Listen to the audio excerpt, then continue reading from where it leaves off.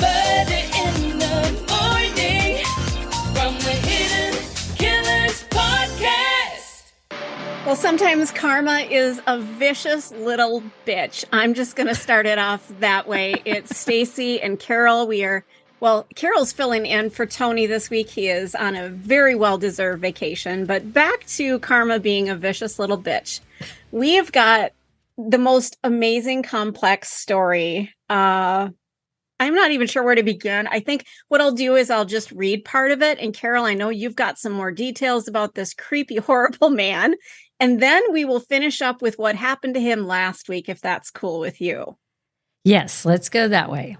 All right. So Dr. Morris Wortman, a prominent OB-GYN in Western New York, had been the subject of controversy. He had also faced some protests from anti-abortion activists. In 2021, he was sued by the daughter of one of his former patients who became pregnant back in the 1980s. The lawsuit alleged that Dr. Wortman had secretly used his own sperm while falsely informing the patient that the donor was a local medical student. The lawsuit further claimed that he kept this secret even after the daughter, who turned out to be his biological child, became his gynecological patient. Ew. I know, ooh.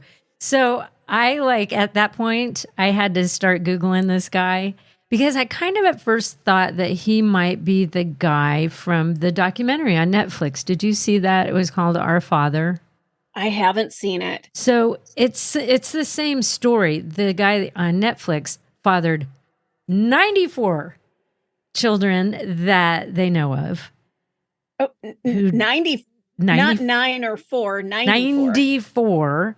And, and it wasn't a huge town. So, you almost have to do your DNA test before you even date. Oh, my God. That's just horrific. Sitting in the car making out with a guy, and it's like, you seem really familiar to me. We seem to have the same eyes. So this guy, I was like, I've heard this story before. Well, this is a separate story. This is not the same guy. So this poor woman, Morgan Hellquist, so she was his daughter, but she didn't know it because this son of a bitch is impregnating women, never thinking in a million years someone could do a DNA test and find out who their father is. But she said, this is so creepy to me, Stacy. She said, and I'm quoting from this Washington Post story, the first inkling that something was wrong came during an appointment, and this was last year, I believe. She alleged in a lawsuit that she had never known her biological father, having been conceived via artificial insemination, but she knew one thing, that he had done the impregnation of her mother. So then she goes on to become his patient.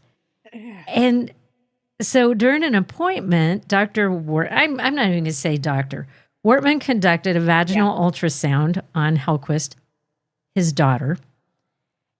And he had allegedly asked her to take her mask off because she looked better without one. He also, this is the creepy part, he also invited his wife into the examination room to meet Hellquist. I don't know if her feet were still in the stirrups or how that went down. So she could look at the woman's features and discern a physical resemblance to Wortman. Oh. And then he said, "You're a really good kid. Such a good kid." That's when it dawned on Hellquist that Wortman, a man she had known since childhood, from whom she had been receiving medical care for nearly a decade, might be her biological father. Ew. Is that so horrific? Oh. And then that's where it started. So then I think there are 9 siblings, half siblings, total with this guy. And, that's pretty horrific, especially some who might think they knew who their dad was or she never did know. That's just such a violation. And I don't even know how I would wrap my brain around that if I was her mother to know what had happened.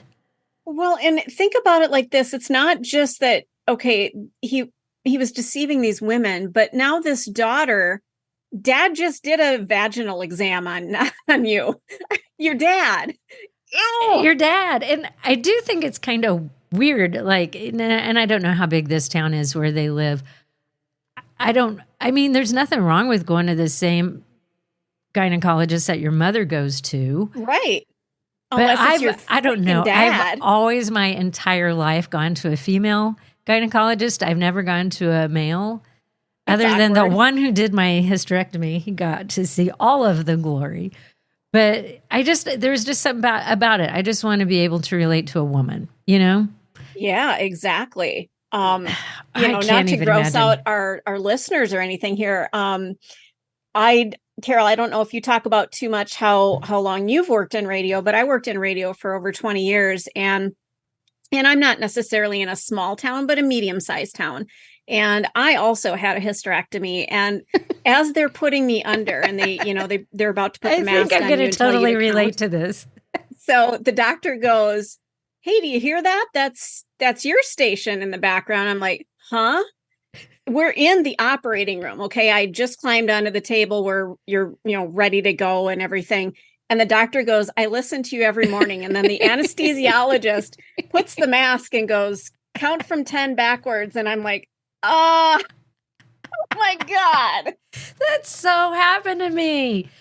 The same thing in my town. I go in for my hysterectomy. This is making me laugh. And so I sit down to do the check-in, and the woman says, "Oh my God, we are all so excited. We've been waiting for you to get here all day," because my check-in was at noon. And I'm like, so once they took out, my uterus or whatever, were they like, "Oh my God, here's Carol Hughes' uterus, you guys." Wow, it's a famous uterus. Oh my God. So, oh my God, that makes me laugh. Yes, I can totally relate to that. That is so funny. But oh my gosh, it's something when you're small town famous or even medium town famous. It's something that you have to It's go a thing. through. Yeah. You go in for your breast exam, and the doctor's like, "Yeah, so what you were talking about on the show yesterday," and you're like, "You got my boob in your hand, okay? Can we talk about this in about 5 minutes?" Oh, It's a little yes, bit I can awkward. relate to that. Excellent. So let's get back to this horrible guy, because to me it has a very happy ending. I think it's karma. I think so too. So the story goes, he tragically died recently in a plane crash.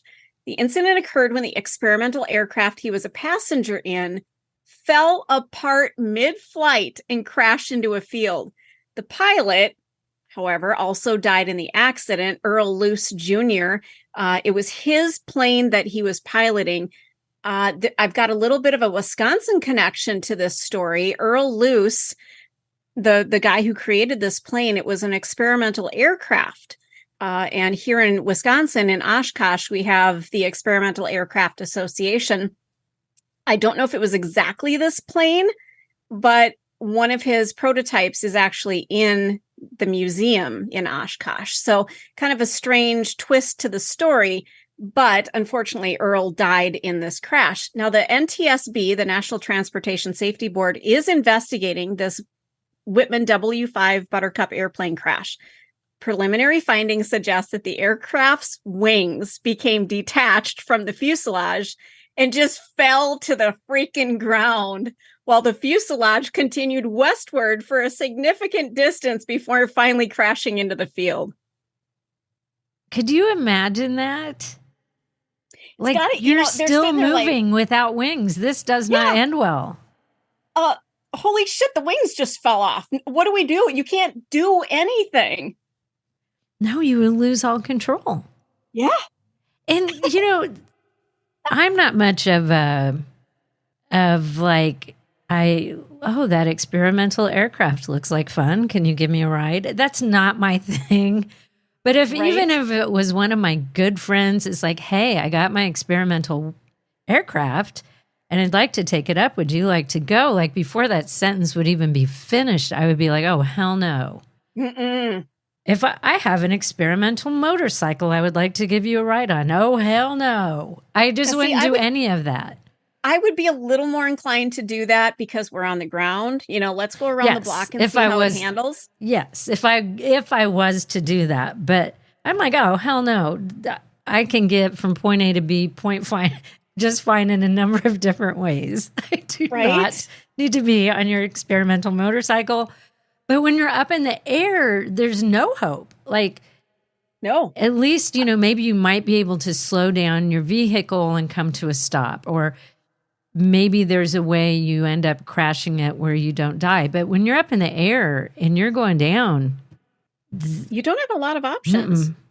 it just feels like karma to me. It's exactly what it feels like to me. And I'm so sorry that Earl had to die, to quote a country song. But sorry, whoever you're associating with, this alleged Dr. Morris Wortman was just a horrible creature. And, I don't know if they were friends. I don't know why this guy was a passenger in this airplane. I'm not sure what their connection was, but yeah, I guess Earl had to die for the doctor's sins. Guess so. You're consuming the Hidden Killers podcast. Want more? Start binging on all of our true crime podcasts right now through Apple Podcasts and get an ad-free experience when you sign up to be a True Crime Today Premium Plus member exclusively on Apple Podcasts. More of the Hidden Killers podcast dropping soon. Press subscribe now.